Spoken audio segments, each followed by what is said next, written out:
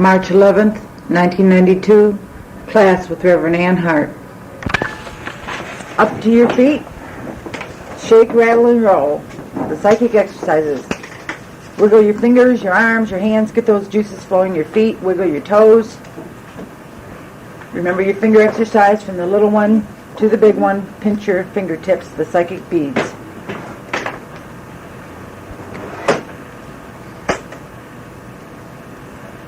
I wonder if I have this going. Yes, I do. Don't forget your breathing exercises in the morning.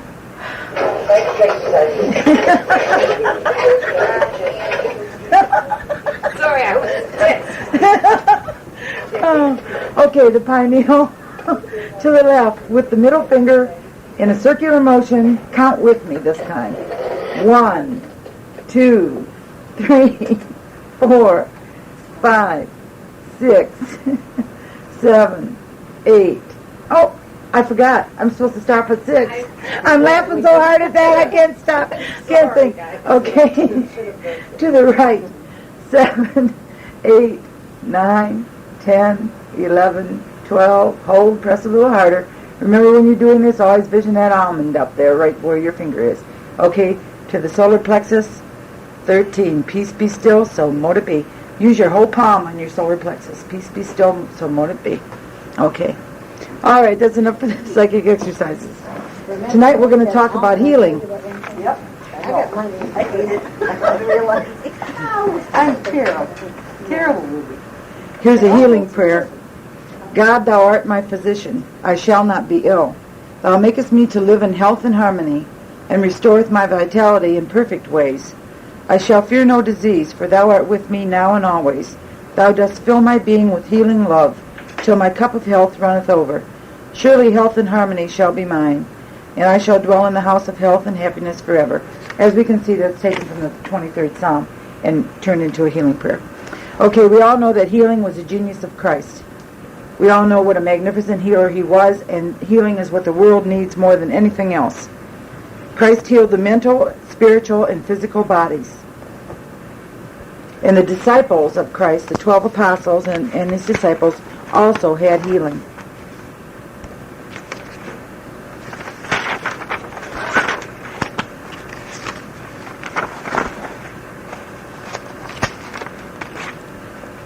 Here's another healing prayer from the seance room. I ask the great unseen healing force of life to remove all pathological conditions and to make me an instrument of God. And that tunes you in with your spiritual helpers, your healers in the spirit. Okay, I have this little booklet. Reverend Tingley lent me this. He has a collection of them. And this one, particular one, is a discourse on healing, which I'm going to share with you. I don't know who wrote it, but it was a famous spiritualist, and he did not sign his name. And there's a whole course of them, and there's no name. It's put out by the National Spiritualist Association. And it might be Thomas Grimshaw, because it says the Thomas Grimshaw series. But he did not, it doesn't say anything in here. It's just typewritten, hand done. Okay. Magnetic, suggestive spirit, and spiritual healing. Good health is the greatest boon we mortals can enjoy. Anyone can relieve pain or restore the body, or anyone who can relieve pain or restore the body to a state of health is indeed a benefactor to the human race. I have no sympathy with those who are constantly railing against the doctors and denouncing them as legalized murderers. All schools of medicine have done and are doing great good in the world. Gradually, of late years, the use of drugs in the curing of disease is being abandoned. Well, I don't know when this was written, but there are a lot of drugs being used today, but there are more holistic approaches right now than there ever have been. And drugless methods of healing are taking their place. Magnetic healing, suggestive or mental healing, spirit and spiritual healing are coming into great prominence, and it is well for us as students to familiarize ourselves with these methods and laws governing their action. Magnetic healing.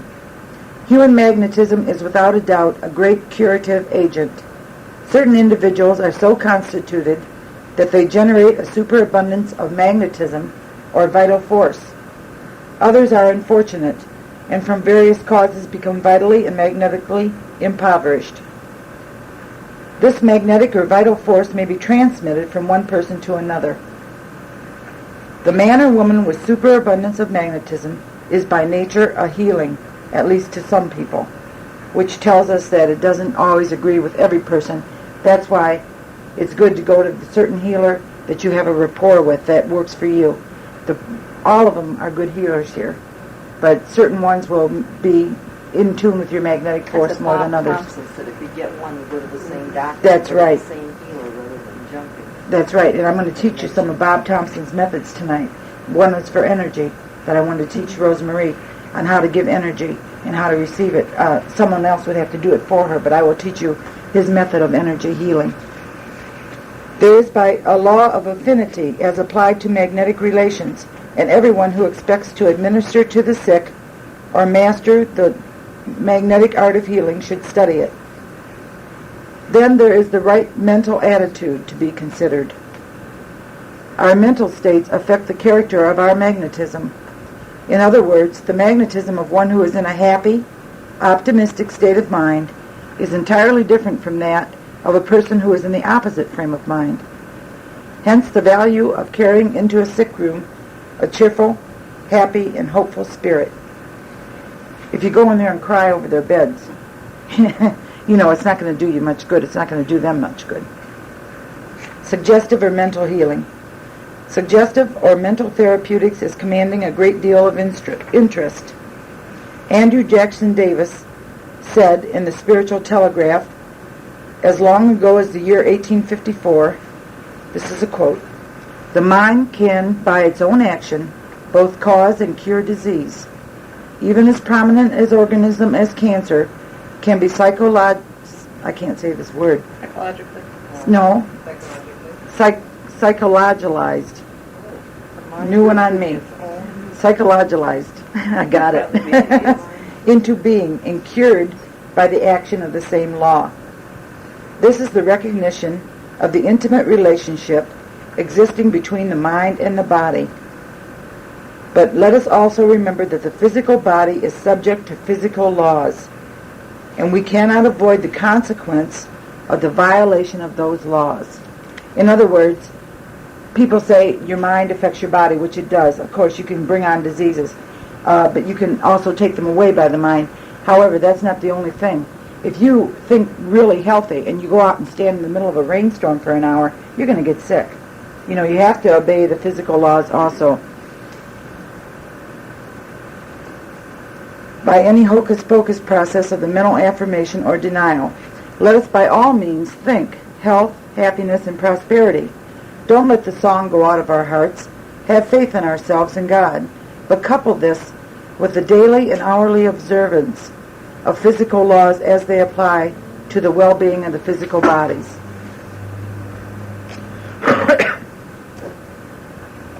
Here's that word again.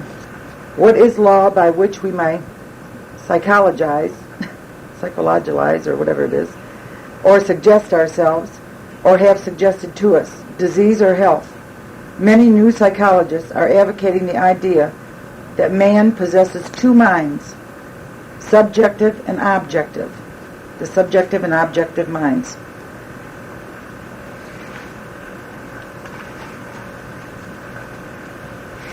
The subjective mind acts automatically in directing the operations of the organs of organic life.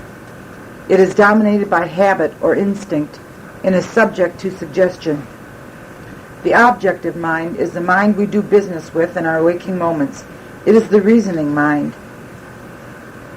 The mind which gathers fresh from the mint of daily experience, thoughts and ideas, and subsequently passes them on to the subjective mind.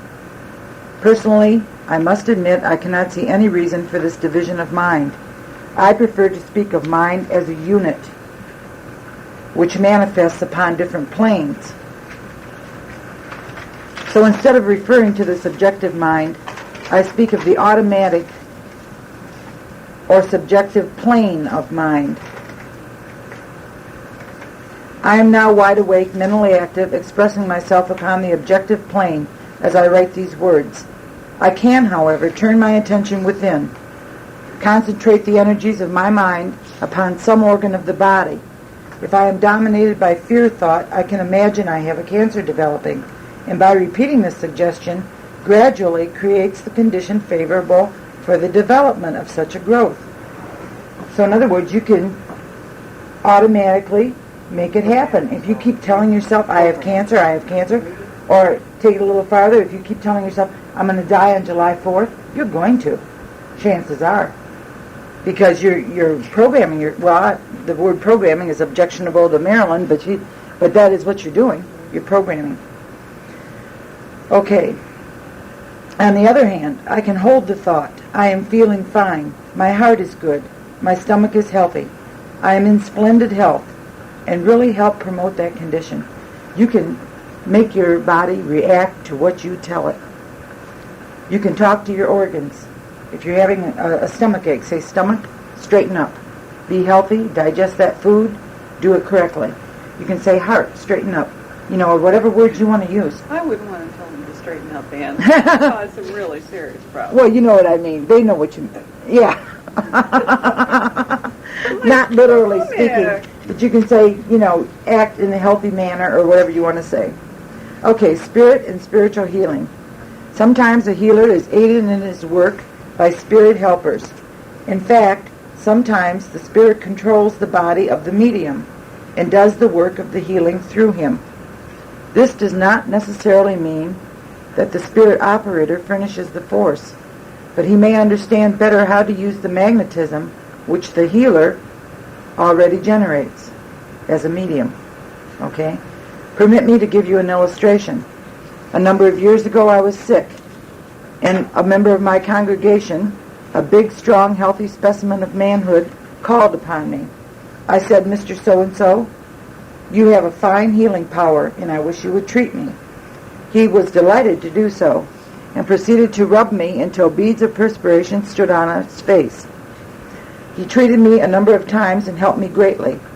When I was on the way to recovery, I said to him, when I get well, I am going to tell you something about the nerve centers, so that in the future, when you treat anyone, you will be able to apply your magnetism to the appropriate nerve centers instead of wasting half of it as a consequence of not understanding how to apply it. In other words, to focus it and channel it. The result of my advice helped him to become a fine healer. What I, as a mortal, was able to do, my spirit helpers do for their mediums possessing natural healing powers. In other words, your spirit helpers will automatically direct that and channel it for you. Another instance is still more personal.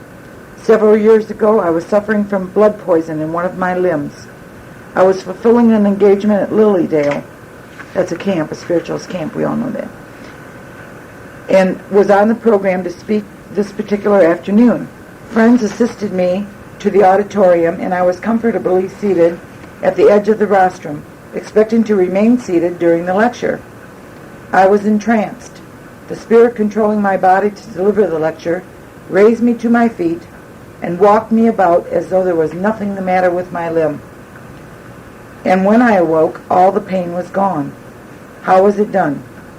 I asked the spirit and received this reply. I live on a plane of vibration where there is no pain or sickness. I simply raise the forces within your body to that painless plane of vibration, and you were well. That was really a case of spiritual healing and started me thinking quite seriously. I reasoned with myself, if another spirit could do this for me, why can I not do it for myself? My answer was, I can and I will.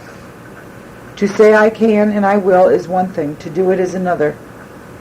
You will recall the spirit said he lived on a plane of vibration where there was no pain or sickness. I learned to live up to that plane before I could enjoy its freedom. This height was to be obtained not by sitting in my chair and merely making a suggestion to my subjective mind or subjective plane of mind that I would not be sick. I must live daily, hourly, upon the more spiritual plane of thought and life. In other words, I must get more in at one-ment with the divine. When I can do this, I shall live accordance with the law and be well and keep well and be spiritually healed. This form of healing is really what our Christian Science friends are aiming at, to be in tune with the infinite. But much of the healing done by that body is purely suggestive. The psychology of a book, the Christian Science healer says, read Science and Health and believe in it, accept its teachings as true, and you will deny that you have in reality a body to experience pain. The point I have been trying to force home to the minds of our students is that there is much good in all systems of therapeutics, but none of them have a monopoly of all good or all truth. Let us be sane, practical spiritualists, not faddists. So that's what that says. Do you have any idea when that was written? It doesn't say. It doesn't say. It has no date. I have a book I want to lend you if you want it. For the about the Fox sisters, if you need it. I would love to. It's one of these. Oh, good. Something I can get through. It's very very simple and very quick. Great. I would. But it tells all about them. Super appreciate it. Yeah, I know you would. I meant to bring it tonight, but I'm a space case and I forgot. Okay. When I worked in surgery, Mm-hmm. I helped with the taxi industries. Mm-hmm. And we had a patient and your message said, she's gone. Just like that. And the doctor who was operating said, no! And he hit her on the chest. And she was okay. Yep. And I he was so positive. He was a natural healer. A lot of nurses and doctors are. They don't even realize it. They don't even know it. It's like a defibrillator. He started your heart. But they automatically have guides there. Well, look at what we do. We go down in the seance room and we send guides to help those doctors. Mm-hmm. And they might impress their minds or work through their hands or anything. You know, those spirit doctors that have more knowledge because they're on the other side. They study that. And so that's probably what's going on a lot of times. I would love to hear stories about. I'll tell you a story. My doctor, I had a hysterectomy when I was like 25. And one time, I don't know if I told you this or not, I was having a lot of hemorrhaging. And I was in the doctor's office. And he removed a growth. And he said I should have never done this in the office. Did I tell you this story? And I was hemorrhaging. And he was bringing pans and pans to catch the blood. And I just said to my guys, I said, stop it right now. And that blood stopped. And he said, I'll never know how that happened. And I said, I know. But that was how spirit works through those doctors. Or it might have worked through his hand. Anyway, the hemorrhaging stopped right then and there. Or I wouldn't be here right now because it was pretty serious. But there's been many, many. My guys have given me dreams of what was wrong with me. I've actually lied to the doctor to get in there to see him and found out that what I suspected, which was tumors, was absolutely true. And I had told him before he examined me, I said, I want to tell you that I lied to get in here. I do not have any discomfort, but I had a dream last night that I had 3 tumors, one this big. And I said, I want you to give me a checkup. I said, and I knew I couldn't get in unless I made it sound like an emergency. So he did the checkup, and he also called in 2 other doctors, and there were the tumors. And immediately that night, I was in the hospital. The next day I had the hysterectomy and the tumors removed because it was very, very serious. But it was just another case of healers coming to me in a dream, and they couldn't remove the tumor themselves, so they told me about it, and I in turn got the help from the doctor. But I've had many, many, many, many healings that way. Tremendous healings. Okay. So if you can't lay the hands on the person for the healing, have an absent healing. That's what Reverend Tingley does every night. Has an absent healing for the whole world, for all creation. And then especially there's a list of names of people that we've all put on there. And then we call certain names. If there's a special need at that particular time, we'll call it. And that is a healing synod or septenary. That's what that's called. And you should have those. You should sit down and send out healing to the world. And healing to yourself, always. Always yourself. Heal yourself first. Picture yourself in perfect health. Picture yourself smiling and happy in perfect health. And then picture your loved ones. And then send it out to the world. What did you call that on the healing book? Synod, S-Y-N-O-D, S-Y-N-O-D. or septenary. Either word is proper. Septenary. S-E-P-T-I-N-A-R-Y. That means what? That is like a group. It's like a healing meeting.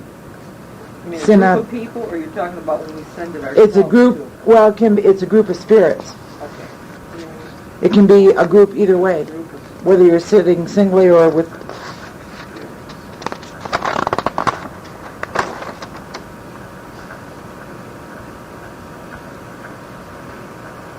Okay. Know that your healing force is there through your feeling. Feel that. That's very strong. Words are not necessary. They can be used. You can send out words if you want to. A lot of healers do. But they are not necessary. It's just up to the individual. I sometimes feel the need to babble to people on there or something. Yeah, I think they do. It just depends on the person. Is somebody out there? Yeah. Okay. Ask for corrective thought to clear your mind of any evil thoughts or less than wholesome thoughts for yourself and for your patient that you're working on. Corrective thought to clear your mind and to clear the mind of the person you're working on. Now this is Reverend Tingley's method. I know that there's healers here and you all have different methods, but this is what he said. I'm not sure what his source was, but this is the way he would give hands-on healing. Touch the head only, or on the shoulders. No lower than the shoulders.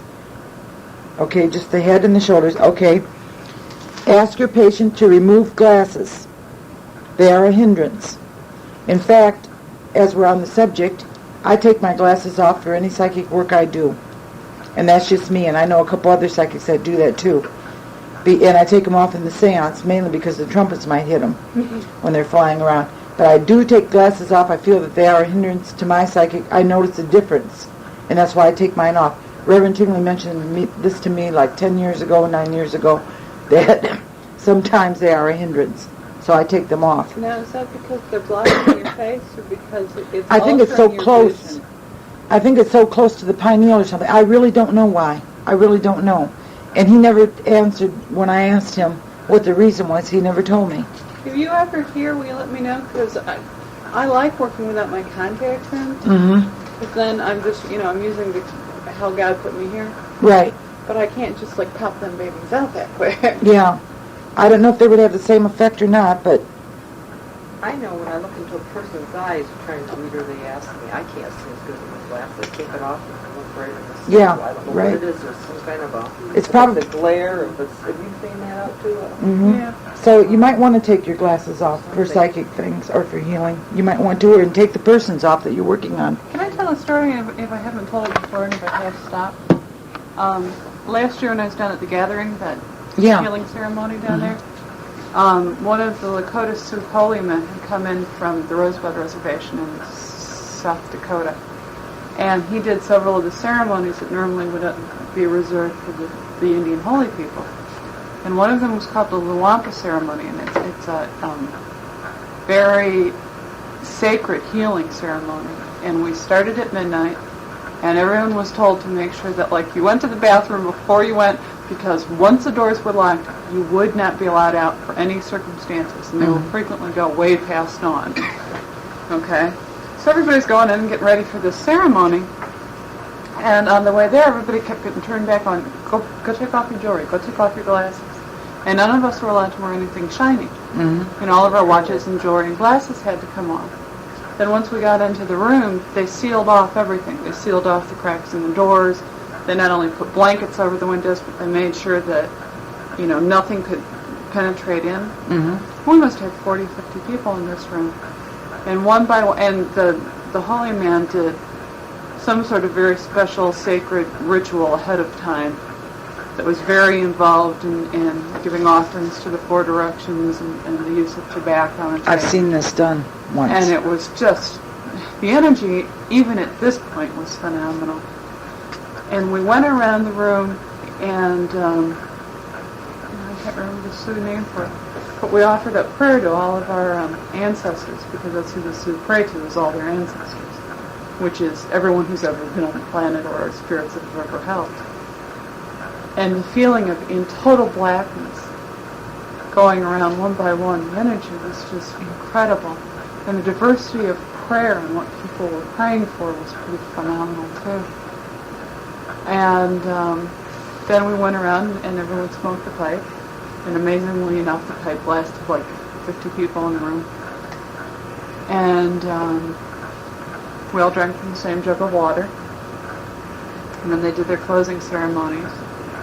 And as was ritual, the men then served the women food, which was the only time in Sioux society that the men took You the didn't quota. touch each other, hold hands or anything? No, the only Was that thing your you did locus was when you were done with your prayer, you just gave the person next to you a tap to let, because you couldn't tell where it was coming from in total darkness. I mean, it was total darkness. And then there was also more ceremony that took place at the end of it. But the energy in the room was something I've never experienced anywhere before. And I was just so grateful to be there. What got me on this subject was one of the gentlemen started explaining that the one time he had done the ceremony, he had been studying with the Sioux for a long time and had taken up the pipe and was becoming a Sioux holy man. And he forgot to take off his glasses. And in the middle of the ceremony, Spirit came in, took the glasses off of his face, flew him across the room, and balanced him on the top of a little pole that was sticking up from something, and balanced them by like the bridge of the nose. And they were just balanced, perfectly balanced. And apparently the Spirit... In the dark, in the pitch dark. Nobody saw this happen. The guy could feel him fly off his face, of course. But that's all he knew. And when the lights came back on there, they were on the opposite side. They weren't balanced on top of a pole. The shiny stuff really bothered them for some reason. And it was also real interesting because this gentleman who, his guiding spirit was spiders. By the time we were there, these spiders walking all over the room. Really? Yeah, there were several of them. That's something. Yeah, it was. Oh, and ever since I've taken part in this, my house has been covered in spiders.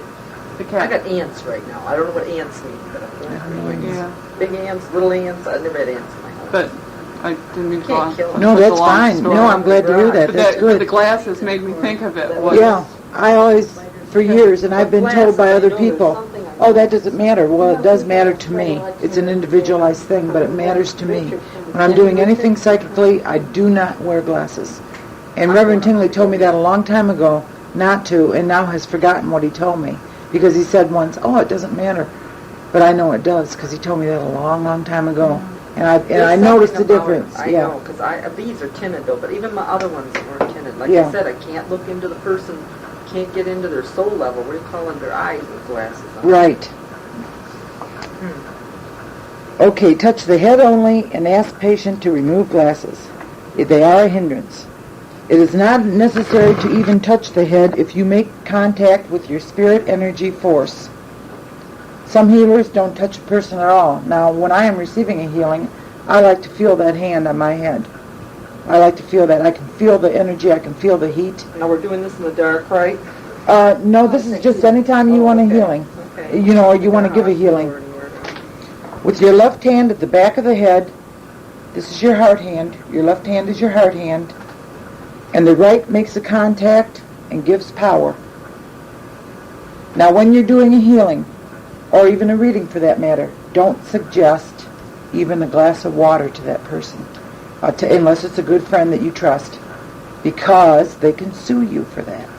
We had a healer up here for years that would say, take this and this and this and this, and he got into a little bit of trouble. He was told over and over again not to do it. But you don't even suggest a glass of water. You don't touch below the shoulders when you're healing in public. If you have, like in our circle, it would be fine to do whatever you wanted to do. I know certain healing techniques. If a person is bleeding from their rectum, if they have a real serious bleeding problem, which I know someone that did, you take and you make passes and you're doing it at the person's behind, and you're shoving, you have them sit down and you're shoving that, you're picturing that going up into them and staying in. You're picturing that. So you're shoving that blood up inside. and you're literally going like this. And of course that is below the shoulders and everything else. You wouldn't do that with somebody that you didn't trust. You wouldn't do it in public. And just like when you're giving a reading, be very careful what you say. Not even a glass of water or an aspirin. Don't even tell them anything, because they might even have a reaction to that. And then you'd be in trouble. That's a self-protective thing. That if you're with your close friends, it doesn't matter. But when you're dealing with the public, it's very important. Because some of them are looking for trouble. You will find people that are looking for trouble. Okay, make your passes over the body if you want to. It depends on your individual healing techniques. I don't know much about anything. You say make your passes, You mean like not touching the body, but... Yeah, like this, around the body. I'm going to go into that, Rosemary. Like, hey, baby, you're kind of cute. Okay. Maybe later? You think I can get away with that? Yeah. The passes over the body bring out the remedial, corrective, curative forces. The passes over the body. They bring out the remedial, which means, they're not... Yeah, well, remedy, yes. But not only that, but it means the ones that would be not as apt... oh, never mind. Anyway, the hidden, more or less. Hidden? Yeah. Remedial. Use the word remedial. Corrective or curative forces. Passes throw off illness.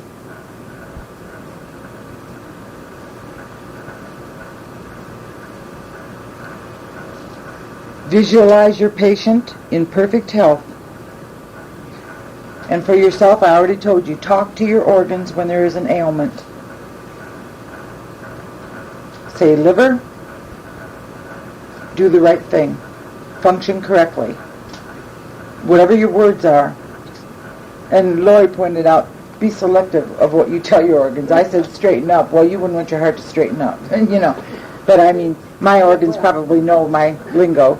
But anyway, I would say heart, pump correctly.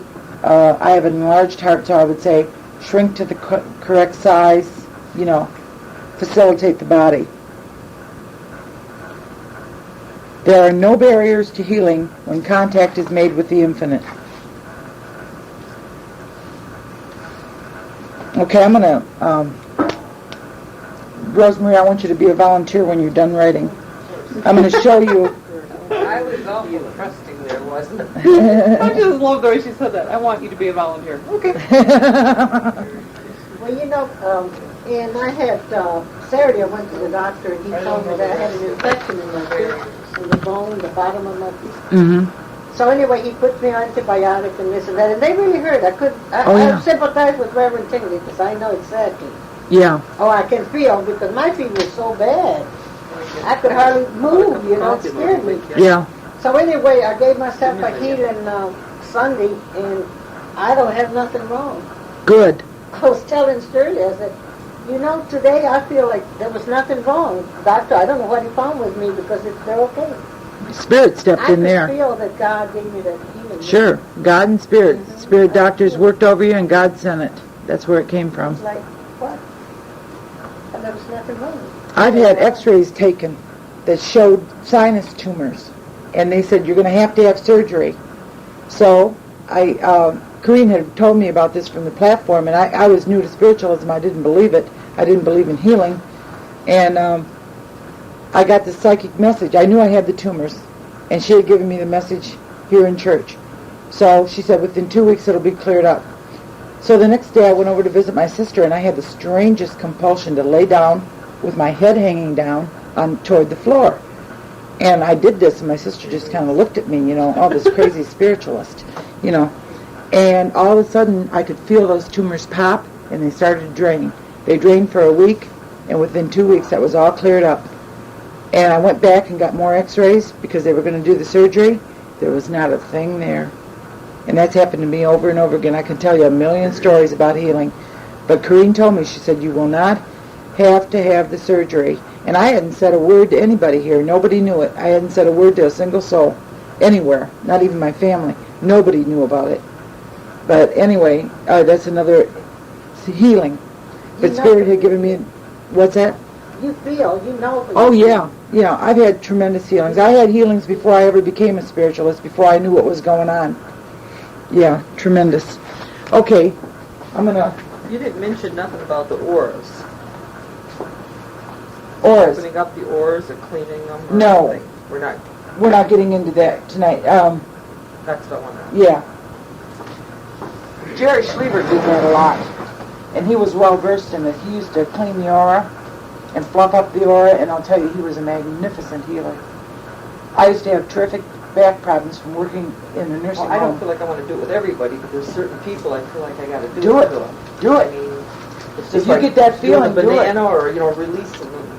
Do that, Shirley, if you But get not that everybody. impression. Right, if you get that To impression. get through to the... Jerry actually was so good at it that I used to have to spend a lot of money every month on a chiropractor because my back was so messed up. That's why my friend, like a male friend that takes care of me, I've been to the back doctor. I haven't had to be there for years because Jerry, when he was in the physical, gave me such great healings that it straightened up my back and everything. And then when Jerry passed over, you can believe But it's this or not, considered spiritual when you work on the aura too, isn't it? of course it Sometimes is. I can't get into the body to like clean some of these. I mean, Right, I don't know how do to explain it, Do what you're Okay, that's supposed what to, follow your feeling. I said earlier to follow your feeling. But Madame Curie came in and cured my back problems. She came in and introduced herself. She said, I'm going to work with you. She said, I'm going to get you so that you can walk without pain. I was in constant pain all the time. And my legs were terrible. I could hardly walk. And that was like 3 years ago. And I haven't had anything since. I had sacroiliac and all kinds of stuff. Yeah? Yeah, when I was going through these readers for our fair, one of them said that she does energy balancing and cleaning out auras and stuff. And she does the aura and the chakra, all the energy here. And her name is Terry Kolinsky. Yeah. She's going to be here. I don't have to, everybody, but I'm just saying, there's some people you can't even, when I'm tuning in, you can't get into the physical because you got all this mess out here. When It's you're like you have guided, do to- it.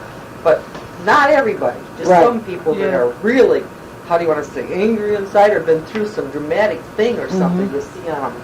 Or they've had an operation is what I'm finding out where I see darkness or something, Yeah. that something's been stirred up in there. You had that? Jerry used to see that too. Well- He'd see black It's like spots, psychic holes in the healing is aura. all I know in how the to aura. tell you. Yeah, Yeah, he that's would see what black holes in the I aura. was curious. And he what would fluff them up. Oh yeah, I believe in that. I They definitely say when do. we walk, walk, measure your aura. When Yeah. you walk, move your arms and your legs to keep it clean, move. Have you ever heard of that Yeah, before? well, and I've also heard of,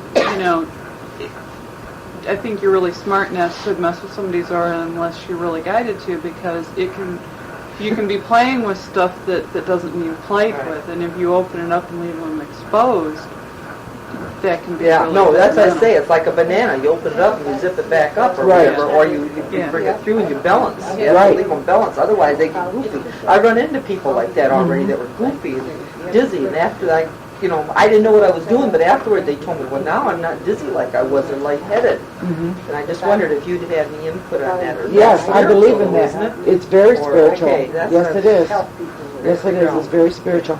Another thing to do is in between people, Yeah. brush off your Get your- hands. If you don't have water available to wash your hands, just brush them off and send that energy into a black hole in space.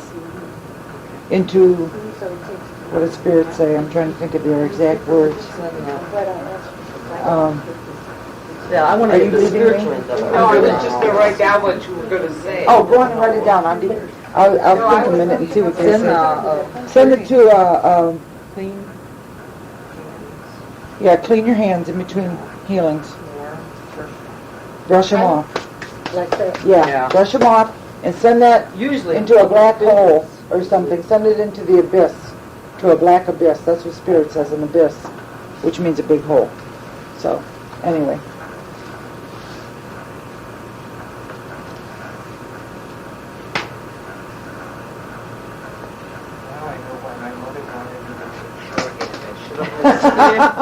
I took it and I still didn't know it. I remember took it. it. Oh, I Use hated it all the too. time.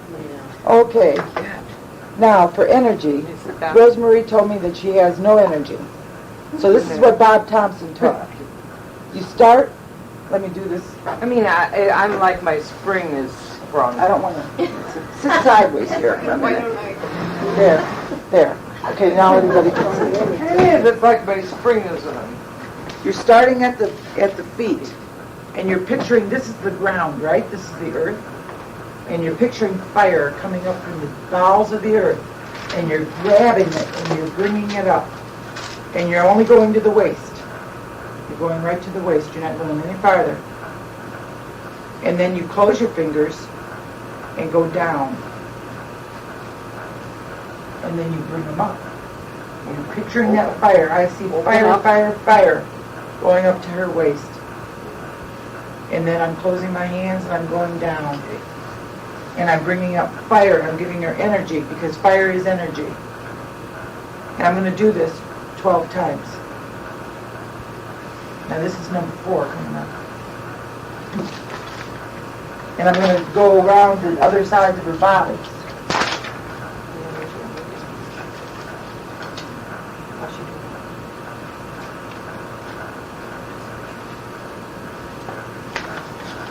And you're only going to the waist. And always remember on the way down, on the passes down, close those fingers. Okay.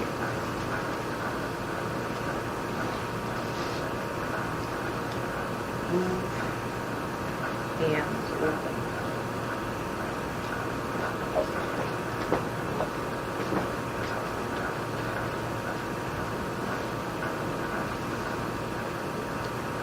I can feel the heat. Can you feel the heat? When Bob Thompson did this to me, I was so low on energy, and boy, could I feel it. And then She's not Okay, going to sleep that's sort of tonight. the aura. no, I didn't know.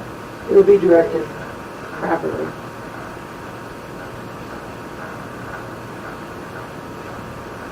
I don't think he ever taught us that, did he, you guys? I don't remember. We just went to the seance. I had many, feel many- energy coming into me. I had many times with Bob Thompson. He used to come to my house and stay for 12, 13 hours, and we talked spiritualism and healing and everything. And he did that for years. And he was a darn good healer. And then God bless him. down Good man. Yes, he was. with, yep, He is. with, down with fingers together. That's it. You say you can do this Fingers for together. yourself. No, you cannot do it for yourself. You have to have somebody do it for you. Thank you. You're welcome. Another one, sit down again. As long as I got you here, I'm going to really make this work. If she was bleeding externally, now I'm going to put up a block here so that this doesn't do anything to hurt her. But if she was bleeding internally or externally there, you would take and just shove that back in. You're shoving that blood back in. You're shoving it back in. It's good to know what the Yeah. problem was. Yeah, because a lot of people have that problem. I knew a Yeah. man here that hemorrhaged terrible. And Bob Thompson was having that problem himself. He never told me he was having that problem, but he was having that. And I didn't find until after he passed, when I talked to his brother, that he was having that. So when you're doing a healing, you never go below the shoulders. You stay up here, preferably to your hard hand, here, like this. Sending hand. There are ways to balance. Okay, we know the chakras run along. It's easy, the base of the spine, the back of the spine. You can take your hard hand and send the energy this way and catch it back here. Jerry Schliebert used to do that. And this is the heart chakra. I'm sending energy to her heart. Do it whatever way you feel comfortable with. Whatever way you feel. But those things really work. Call in your guides first. Attune yourself, attune your mind. Call in your guides. Ask them to work through you. And you'll be directed, like what you said. You're directed on what to do. And that's because your guides are telling you. Your doctors, your healing shamans, your Indians are telling you what to do. And they are working through you. And that is why you get direction with certain people on what to do. I had a girl once that came to me. She was a friend of mine. That's okay. Thank you. You're welcome. Thank you. And she had brain cancer. She had cancer through her whole body. And she was in the hospital, and she called me up. She said, Ann, she said, I know I'm dying. She said, and I've accepted that. She said, but she was a young girl, young, like in her 30s. Her name was Linda. Anyway, she said, would you please come up to my hospital room and give me healing for my brain because the cancer is starting to go to my brain, and I don't mind dying, but I don't want to go without a mind. I want to know what's going on. So I've never been one to practice hands-on healing, but I thought this girl has been a friend and I'll give it my best shot. So I checked into it, which stones in from the ground, you know, like which, I'm trying to, tourmaline is one for cancer. It's a green stone. Tourmaline. So I got a tourmaline stone, and I got a crystal, and I worked with her. And do you know the brain cancer disappeared? She did die. She had cancer all through her. She did die, but the brain cancer was removed.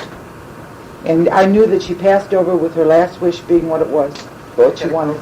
And she's never come to me in a seance, which I don't know which plane she's on or what she's doing, but I'm waiting for that. But I was so grateful to my guides for that, because this poor girl had a horrible life in the first place, just a miserable life.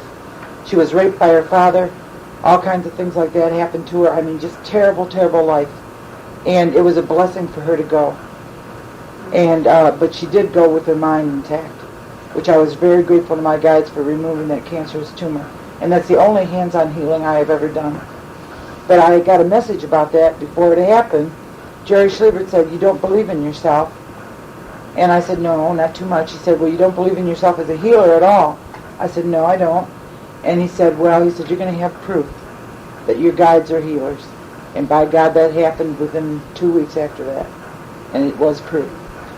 Okay. And have you ever heard the power of the suggestion? Like somebody you take their arm and put to them, and they can't hold their arm up at all. Yes. And then you turn around and tell them you love them, God loves you, and so do I. And you give them positive, and then you can't put their arm down. Right. Now. Mm-hmm. Or the median, going up and pulling the energy down toward the heart and away from the heart. Mm-hmm. I just wondered. Mm-hmm.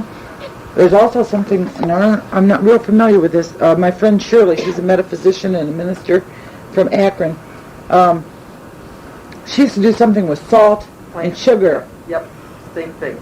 Same thing, yeah. Testing here, anything you're supposed to take, if it's good or not for you. Yeah. And you were talking about the holistic medicines coming through. We have to, because the new spirits coming through, these babies, and a lot of these younger people can't take it because their spirits from back are used to that, what they had back way in the olden days. They're coming through now again for the changeover. It better be anyway, and that's why they say we have to go back to holistic medicines. I've been reading a book about the Essenes. They're so sensitive. So sensitive, they can't. Now, Laura's son the other night took Tylenol with codeine. He's very, very sensitive and crying. They had to go through emergency, didn't she, and everything. They found out he was allergic to codeine. I am My too. daughter cannot. She's I can't a either. mess, you wouldn't believe. I can tell the minute they give me codeine.